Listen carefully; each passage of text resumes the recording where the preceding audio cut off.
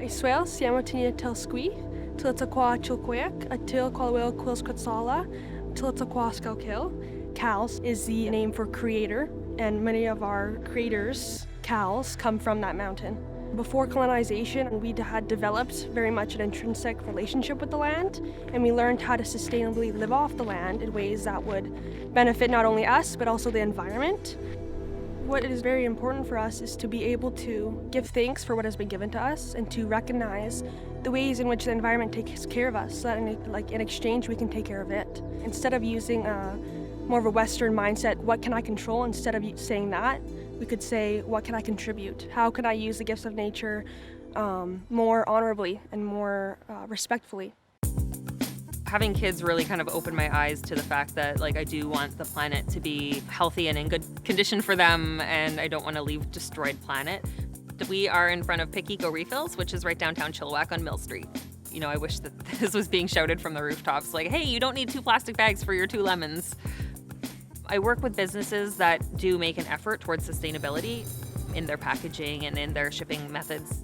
But for us, the big offset of that is our compost divisions. 2 days a week, we have a compost van. We pick up from a couple of our neighbors here, Wellington Natural Health and the Harvest Cafe, and we take that to a local farm. They're a no-till farm, and they're regenerating a field that was used to plant corn for years and years. We're working on an initiative which is going to start down at the Redder River. We're going to be partnering with a local food truck, and we're going to have some buckets and some tongs down there. Once people start, then they keep going. If you get somebody picking up litter on their daily walks, then the next thing you know, they're refusing single-use plastic when they go to a restaurant, and then the next thing you know, they're shopping at a zero-waste store. My hope is that we're like a beacon in Chilliwack for environmentalism and for sustainability. What is the life cycle carbon contribution of this product compared to that product? Which product should I buy? The one with the lower carbon cost. All of the products in our culture, whether they're manufactured or grown, have a higher purpose than just incineration. We're here at Abbotsford Mission Recycling. It was originally developed by Abbotsford Community Services, now called Archway. I believe it really represents the values of a circular economy. It's a balance here of business enterprise, social justice, and environmental awareness. Too many times our culture, our capitalist culture, sees these as competing interests. But here, it's seen as something that's interconnected and interdependent. I pressured my parents to reduce their water and start recycling when I was a kid. Right now we're working mostly with elementary age students, so kindergarten to about grade 5. So this is called Compost Demonstration Garden. We have butterfly gardens, we have bee gardens, we have hummingbird gardens. It's just that process of taking care of your waste and seeing the process of where it goes and what happens to it rather than just throwing it out. There's different kinds of recycling. There's downcycling, where you divert paper, for instance, and then you make more paper with it. But each time you do that, the fibers become shorter, and so you have to introduce new raw material. So you're downcycling. The circular economy is based on nature and how nature works. Everything has a purpose and a use, and nothing is wasted. It may look like it's wasted, but it's not. Food waste and organic waste makes up around 45 to 50% of the waste that we produce. So while it's important to recycle cell phones and styrofoam and some of these other things, they're a very small fraction of the total waste that you produce every week. Really what we're doing here is we're grinding everything up so the banana peel doesn't just go in like a banana peel. It's chewed up, mixed with a bunch of carbon and wood and grass, and then we add leachate to it. And it's a lot different than what you would do in your backyard. It's regulated, it's controlled, the moisture is controlled, the porosity is controlled. We're getting up to temperatures of about 80 degrees C, and with those temperatures, it's like slow cooking the waste. So you do see an avocado pit in there, but if you grab it, you can squish it with your fingers. Some of that material behind me over there, that's Class A compost. It's basically the top grade of compost. Our soil can be used as fertilizer for certified organic farming. You're really seeing a circular waste system where food is recycled into soil, which is used to grow more food.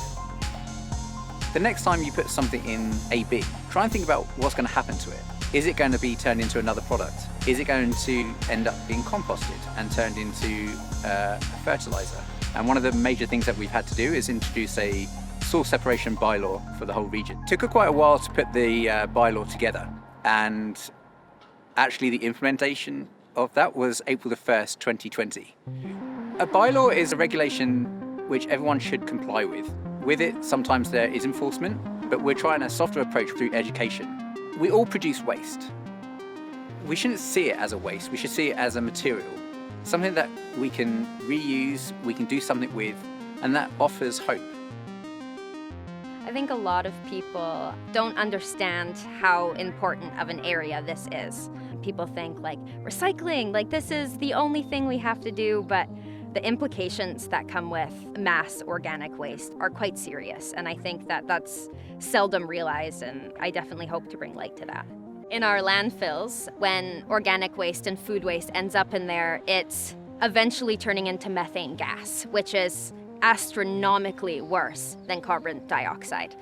I brought with me today my sustainable snack pack. So this is full of reusable items that I have used in place of single-use plastic items to limit not only my carbon footprint, but also to reduce the amount of waste that I contribute to our landfills.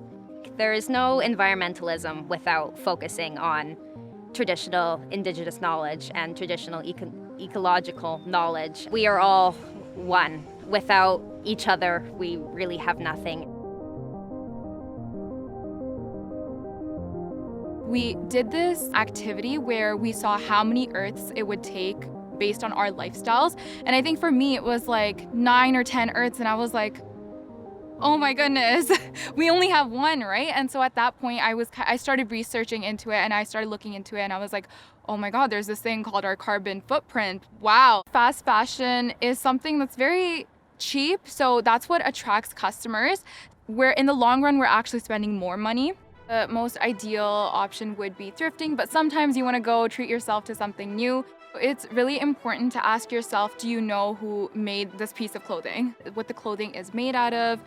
Is there anything that I can pair with this that's already in my wardrobe? I also ask myself if I can make multiple outfits out of that one thing that I'm buying. And that way, it's so easy to be sustainable. Instead of throwing this shirt out, I'm actually going to fix it so that I can reduce the waste that I put out into the environment. If you don't feel like fixing it yet, then you could just put all of your clothing that needs to be fixed into a pile in the corner, call it your craft corner, and you could actually do so many amazing things with all of those clothing. You could create DIY projects instead of throwing the material away. I think the biggest way I've seen becoming waste-free in my own life has been just being very conscious of the decisions I'm making and what I'm purchasing. The recycling process of e-waste does create a lot of environmental impact through creating air pollutants. And if the contents of the e-waste is to leak into the ground, then it can get into the groundwater and then leach into rivers and oceans and pollute our crops and our marine life. I did see a lot of ethical concerns around the production of electronics themselves, but also the deconstruction and recycling of electronics. It is an urgent issue, but we cannot act out of a place that is out of fear or anxiety for what we see. It needs to be out of a love for protecting what is honorable and beautiful. Yes, there is so much that needs to be done, but there is still so many individuals and people and groups out there who really have a heart and a passion to see good, long-lasting change.